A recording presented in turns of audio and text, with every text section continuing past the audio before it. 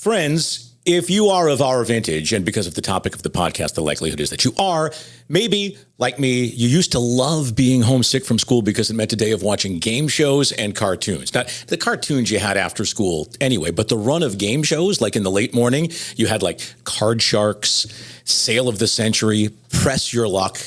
And the best part was the hosts with their bad sports jackets and their sleazy banter with the Midwestern housewives who were the contestants. I mean, when I was a kid, I wanted nothing more than to be one of those cheese balls. And while I might not be quite that cheesy, I do qualify to be Dennis Williams' co-host on The Back Nine. This is The Back Nine with Dennis Williams and Josh Mora.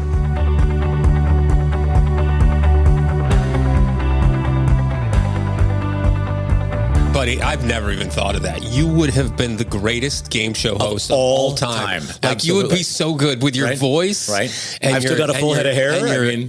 Oh my gosh. Right. I think we should still do one. This is incredible. Like this revelation I'm having as you as a game show host. Well, earlier in the season, you know, we talked about that game, Mind Your Gap, right? Yeah. With the Gen Xers and the Gen Zers and the Millennials and the Boomers. We could do that.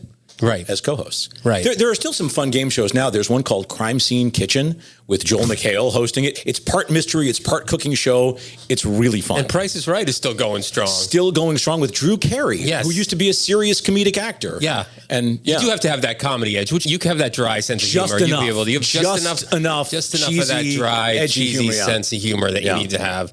I'd have fun with that too. I could see myself maybe doing that someday. And we'll just have to create game shows now. I think it's a new calling for us. Something to look forward to. Also something to look forward to as we're recording this, or as this drops in a couple of days, we are headed off to your destination wedding, sort of a destination. I mean, it's at your house that you have right there. He's pointing, you audio listeners, it's to a thing that says High Tide St. John's. Living the dream. Living the dream, which you will be. So, I mean, what's going through your mind? Cold feet, nervous, all those questions. I think we've prepared. I will say this about my fiance is that she is organized. She is. She's very organized and all the details. We're really the perfect couple in this sense.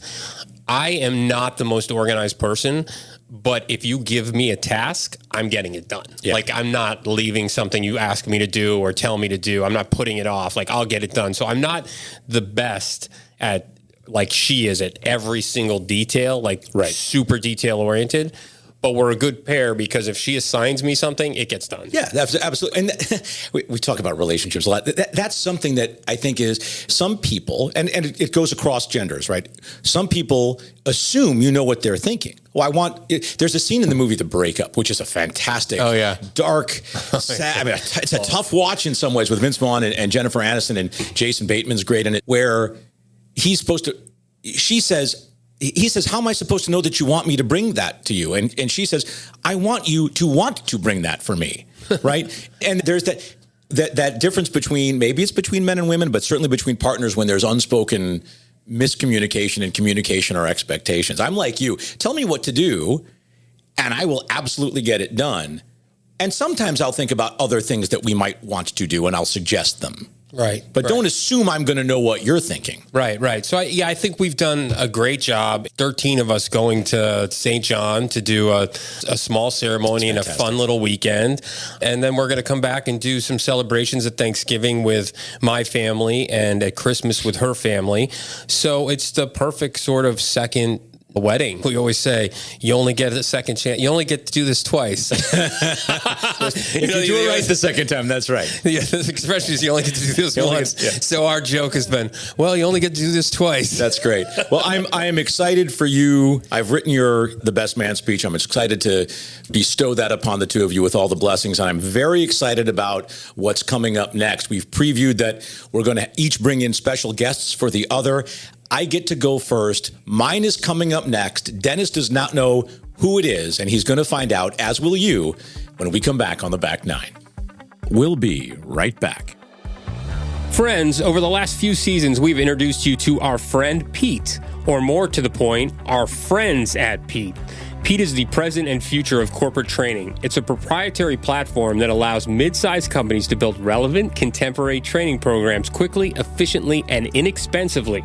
With Pete's AI-powered platform, you'll get customized, interactive, threaded curriculum built in a fraction of the time at a fraction of the cost. Whether it's compliance, leadership, sales strategies, technical skills, employee onboarding, or anything your company needs for its ongoing training and culture demands, Pete designs and delivers exactly what you are looking for: fast, efficient, and effective. With Pete, you can focus on what matters most: developing your employees and growing your business. Pete, corporate training reimagined. Visit Pete.com, that's PETE.com, to learn more and get started today. The holidays are all about sharing with family. Meals, couches, stories, Grandma's secret pecan pie recipe. And now, you can also share a cart with Instacart's Family Carts. Everyone can add what they want to one group cart from wherever they are. So you don't have to go from room to room to find out who wants cranberry sauce, or who should get mini marshmallows for the yams, or collecting votes for sugar cookies versus shortbread. Just share a cart and then share the meals and the moments. Download the Instacart app and get delivery in as fast as 30 minutes. Plus, enjoy free delivery on your first 3 orders. Service fees and terms apply. All right, back to the show. All right, welcome back, audience. Here we are. We have previewed that once each this season, we're going to bring in a guest that the other does not know who it is ahead of time. You, audience, do know because you read the synopsis of the show. It's why you've tuned in. Dennis does not, because I get to go first. So, special guests don't say anything. You're going to know when to jump in. But Dennis, our guest today, is almost certainly the most accomplished person that we have had on this show. Our guest is an athlete who is in multiple halls of fame. Our guest was a Rookie of the Year in their sport. Get this. Our guest was an 8-time Most Valuable Player or Player of the Year in their sport. Our guest has represented their country in international play multiple times and has been a captain of that team. And in a sport in which wins are kind of a crucial metric, this athlete has far and away more wins than anyone else in the modern era. Any guesses yet? No. All right. Here's your final clue. English is not their native language because she was born in Sweden and now raises her family in the U.S. Dennis, say hi to Annika Sorenstam. Annika, wow. Thank So you special. so much for joining That us. is awesome. You know, What an honor. When I was researching, I didn't know the exact number of wins and where it stood in the rankings. But when I look back on that, I was like, oh my God. I mean, do you ever do that? Do you look back at your career accomplishments and say, wow, I did a lot of stuff? I do think about my career. I do think about what I accomplished and the places I went, the people I met and all those things. And it was like, wow, I did a lot in those years. Certainly achieved a lot more than I ever thought. I don't really go and sit at the rankings and where am I and kind of pump myself up that way. But what can I say? I'm super proud of what I've achieved. And yeah, it's a lot more than I ever could have dreamed about. So I just tell people, don't ask me to do it again because I don't know how it happened.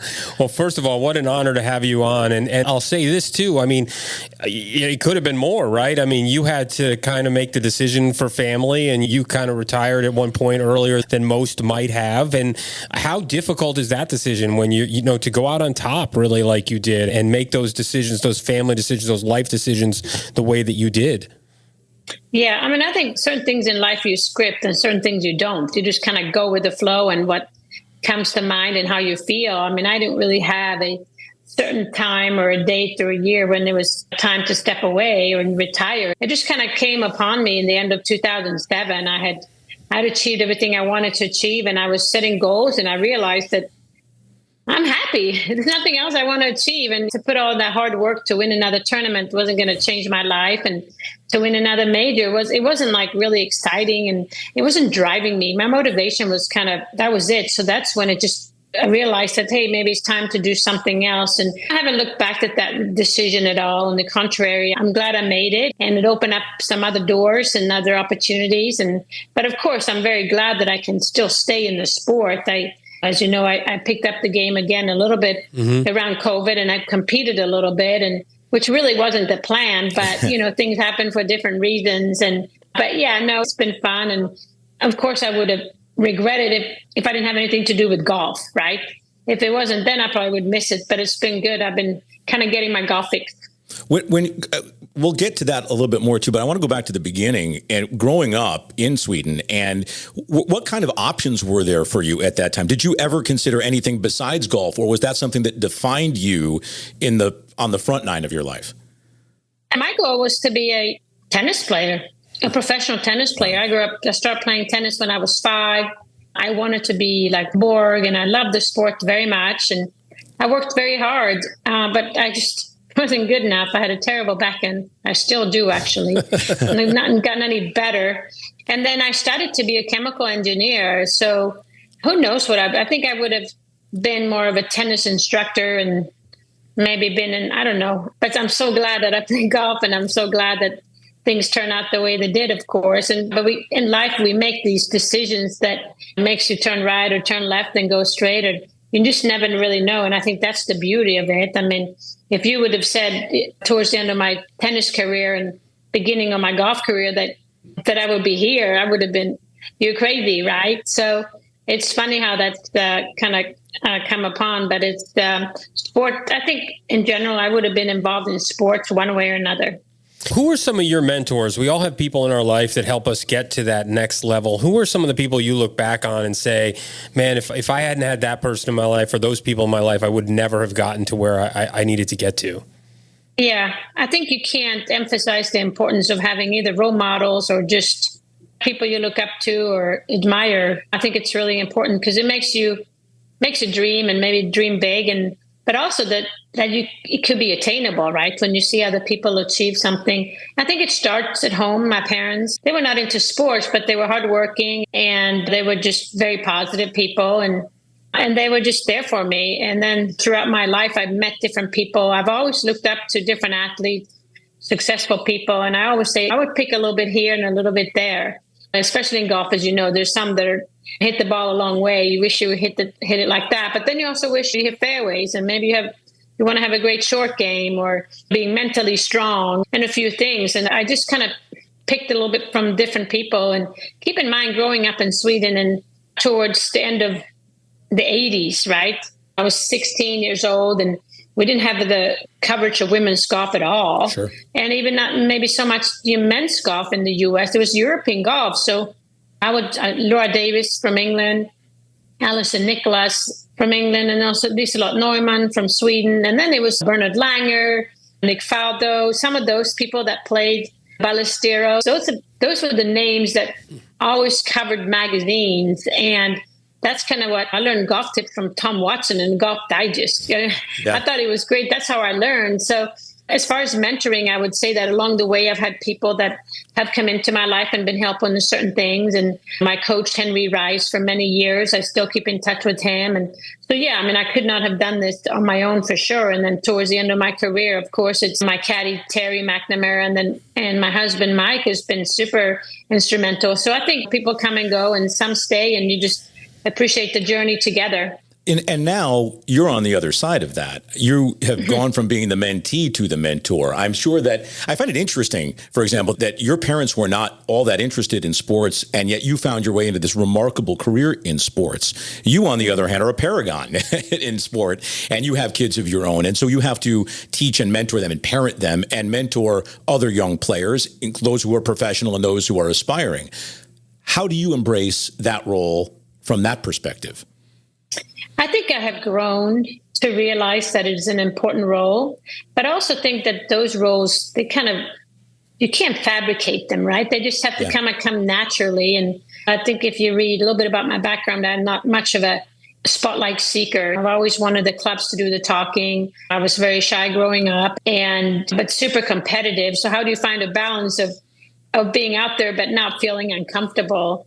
And I think that through the Annika Foundation, I've had the opportunity to be amongst young upcoming players and young girls, and they see my journey, they see what I have achieved, and then they see where I am. And then when I'm around them, then I'm accessible. And that's been just kind of an organic way to start mentoring by being there, listening, and then questions start, and then you build a relationship, and then it's long lasting.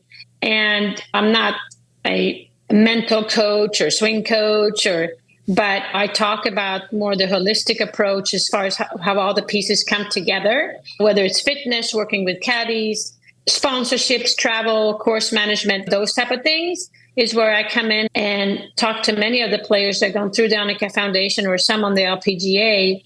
But those, it started more as friendships. And then I think being just comfortable asking, I don't think women and young girls, I'm generalizing, of course, they're afraid to ask. I mean, I remember growing up, I would see one of the Hall of Famers on the range. The last thing I would do is go up and say something and say, hey, what do you think about so-and-so? I'd be too shy to, first of all, just kind of get in their way and they want to take up their time. I would be too shy for that. And I think a lot of women and young girls are too shy. So you have to kind of take that first step and then the floodgates of questions come. And it's really fun because you have a chance to impact somebody's life or just share experiences. This is how I did. And there's a disclaimer there. This is my own experience. I'm not professional, but just sharing the stories and how I gone about my business.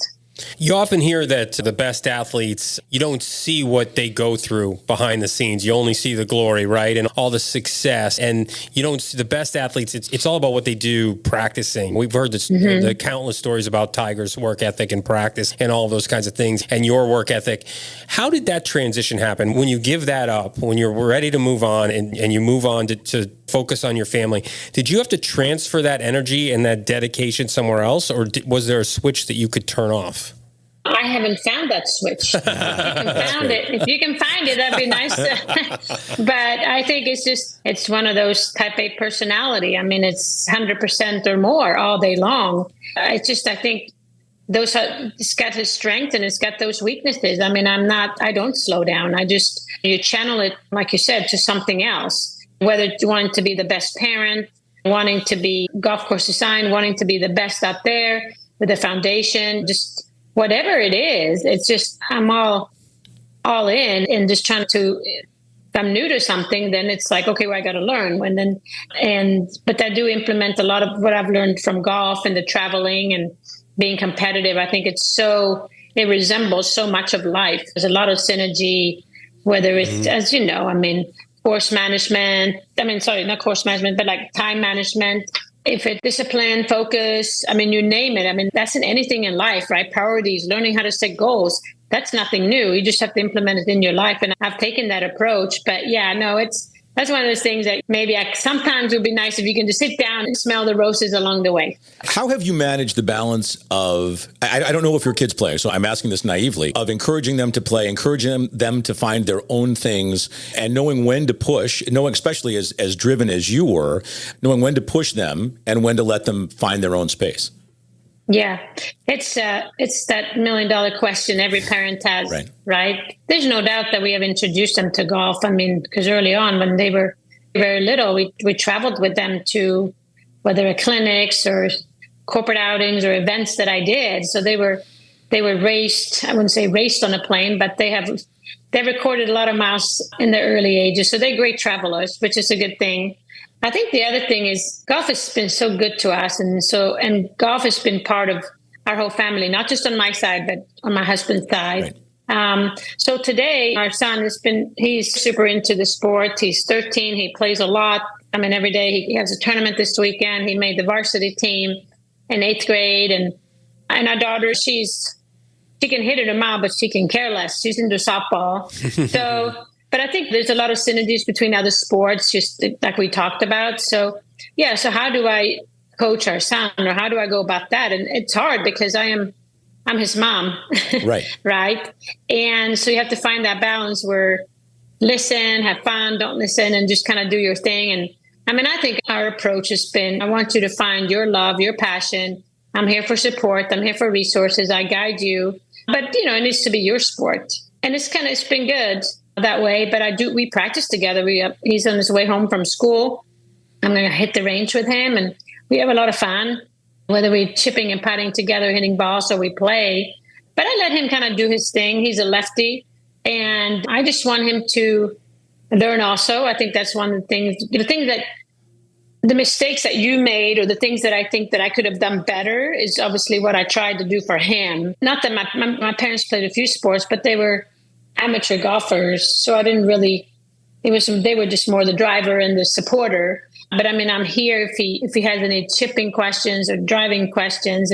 But yeah, it's hard to watch competition and be totally aware and taking notes, and then do you share them or do you just throw them in the trash, right? There's a fine line, because I don't want to be that parent where the kid is, super nervous about the car ride home when you're just going to get criticized. So it's one of those, when he reaches out, I'm there. But if he doesn't, I'm still there, but I'm not in his way or anything. I think golf is one of those special sports that you know that your son has it in him because he loves it, right? You really do have to want, and your daughter is a different way. I kind of went through this a little bit at the amateur level, obviously with my kids and the game, but it's one of those things where it's got to be in them, right? Like it can't be something you force, particularly golf, can't be something you force because it is so individual. You're so in your own head. You're so doing your own thing that as much as you could want to project that on your kid, you really can't in any sport, but I think golf, it's amplified. Don't you agree? No, I agree. It is.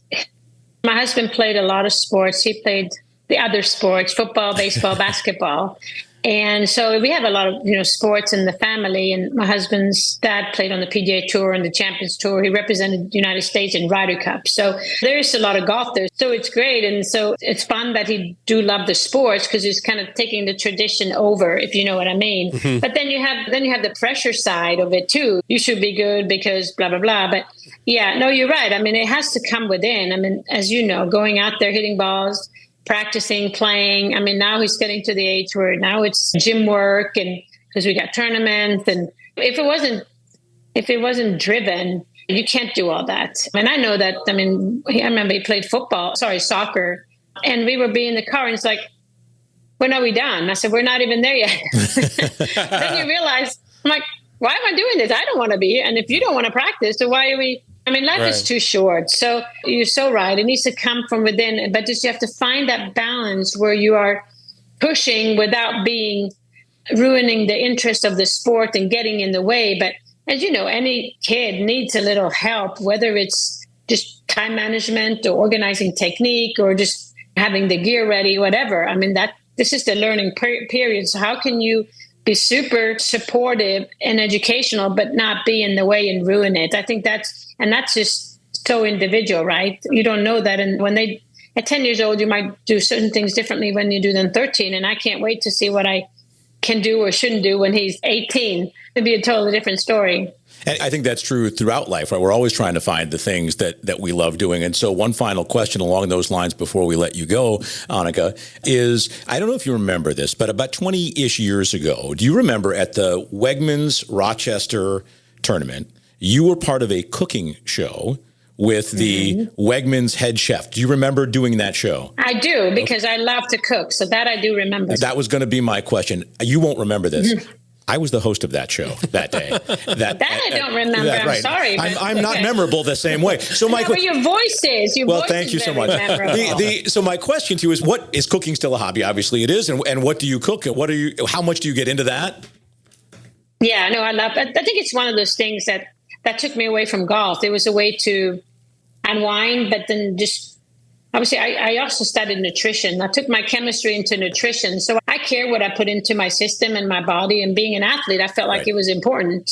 So I kind of took the cooking of interest and knowing what's important. I've always cared. And now when having a family, you can imagine how important that is. And today's the food as we know it, not every store is as lovely as Wegmans, but, just how to feed young kids in a healthy way and make sure they eat correctly and getting good habits early on. But as far as what I make, I mean, I try to just have a variety of things. And I try to fish twice a week. I am not popular on those days. I can tell you that. I try to come up with tasty fish dishes that are not like fishy. Sushi, I guess, I don't really make sushi, but that's a hit over here.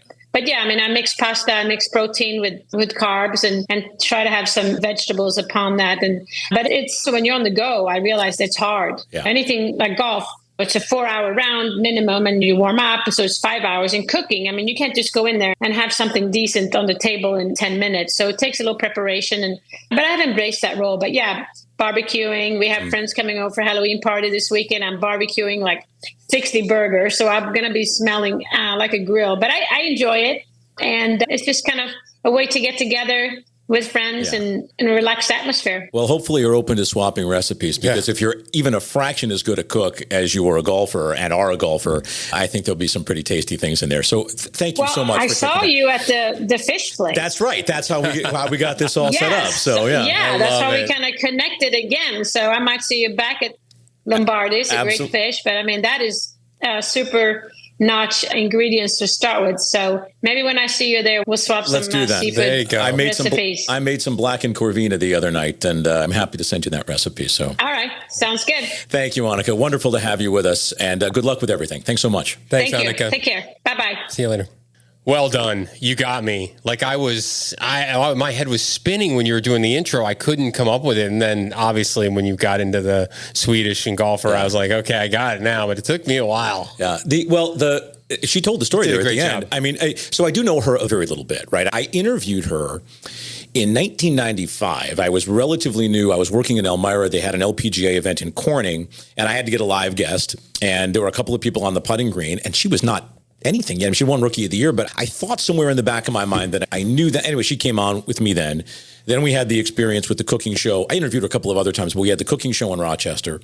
And she lives in Central Florida, so I've seen her around. And we had just talked about starting to think about, well, could we do surprise guests? And I literally bumped into her at Lombardi's Fish Market, which is a great fish market in Orlando.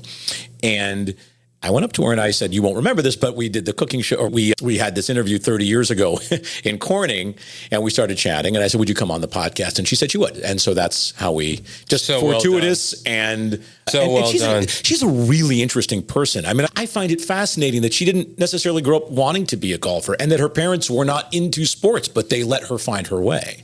Well, and as we talked about at the beginning, I love, and it's harder for female athletes, right, to decide between their sport and a family, right? Because to have kids is a significant commitment for a female athlete. For a man, we saw Scotty Scheffler play this year minutes before his wife was going to give birth. Minutes after, and win tournaments.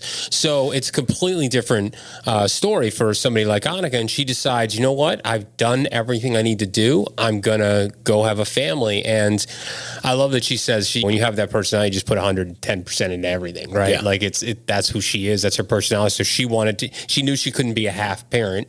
She wanted to be 100% parent and put it all into that. And that's what she's done. And now that her kids are getting older, it's nice to see her out competing again a little bit. Yeah. You're seeing her a little more, but she always struck me as just an amazing person, like a great human being. Yeah. And you think about it too. So I interviewed her as defending Rookie of the Year in 1995. She ended her career in 2007. And in between, she won 74 times. Yeah. The next closest person in the modern era is Kari Webb, who has like 42. And that's how dominant she was. That's how incredible she was. And in such a short span of time. So it is great to see her playing again. And of course, some of the other stats, like she shot 59, right, on tour. She competed in a tournament with men, which I think was interesting also. What she's done with her foundation and mentoring and embracing that role, I think that's significant too, right? I mean, we've talked to several people about that transition from being the ingenue coming up, then being a star, and then embracing the role of knowing that you're somebody that people look up to. And I think her approach to it is really healthy as parent, as mentor for teenage and younger golfers, and as mentor for young players on tour. I think that's right. And I think the other part is how you parent, right? How you parent your kids when you're really good at something. Do you push them in there? And she didn't. She let them fall where they were going to fall. Yeah. And obviously her son wants to be a golfer, so she's there for him when she needs to be. But it's not this constant pressure. But can you imagine that? I mean, we've seen that. It's age old, right? Look at Tiger's kid. I mean, Charlie Woods, it's crazy the pressure that are on these kids that have the parents. It's kind of why Agassi and Steffi Graf steered their kids away from tennis, because it's how do you duplicate that? So it's got to be their own choice. That's right. They have to love it. Right. They have to love it. And I think you see a lot of athletes who are parents who aren't necessarily that involved in their kids' lives. They have to walk that fine line of how much do I get involved? I mean, even as a sportscaster and a pretty mediocre athlete, when my kids played middle school and early high school sports, and that's as far as they went, I didn't want to be that parent that was on the bleachers yelling a whole lot because I didn't want, oh, look what the sportscaster wants to do. It's worse or more pressure on that for somebody who has been an incredibly successful, world-class, maybe greatest of all time athlete. I mean, how do you sit in the bleachers and support your kid without everybody saying, oh, well, he or she is saying all those things? It's a fine line to walk, and it feels like she's got the right temperature there. Yeah, I think that's right. I think we all do it. I mean, I remember sitting and watching my kids and coaching my kids and having to take a log off the fire, if you will, on intensity. And it's got to be hard for her, right? Because she's an intense person. So if you're like that, you've got to take control of that, like, running hot thing and cool yourself down, because your instinct is to push, and you have to realize that it's not always the right thing to do. Yeah, I think it takes a lot of self-awareness, regardless of whether you're a world-class athlete or not, to look at your kids when you're encouraging them to do anything, whether it's sports or arts or theater or whatever it might be, and try to find the right balance of how hard to push, how much to just set up the opportunity, and how much to let them find their own way. Yes. Yeah. And my secret guest for you is next week. I cannot wait. I'm very excited to figure out and try to guess who this is. But we did this for the first time. I think we should do this again. I think this was, absolutely, we're 1 for 1. So we'll see if we can go 2 for 2. Thank you so much for joining us. We'll see you next week with Dennis's special guest on The Back Nine. Hi, I'm Kevin Zurich with Three Bridges Consulting. If your company is considering podcast advertising, consider Three Bridges your go-to partner. We specialize in connecting your brand with the perfect podcast and podcast hosts to reach a highly targeted audience. Podcasts really provide a unique opportunity to speak directly to your core consumer in a very engaging and intimate format. If you know who your audience is, we will find them and ensure your story resonates. So give us a call today to discover how podcast advertising can enhance your overall media strategy. Our number, 760-590-7634. Again, 760-590-7634. We look forward to hearing from you. Along with following us wherever you get your podcasts, please check us out on Instagram at back9_podcast. That's back9_podcast on Instagram. The Back Nine is hand-dipped by Janine Stella and recorded by Stella Mix Productions at Pod Populi in Boca Raton, Florida.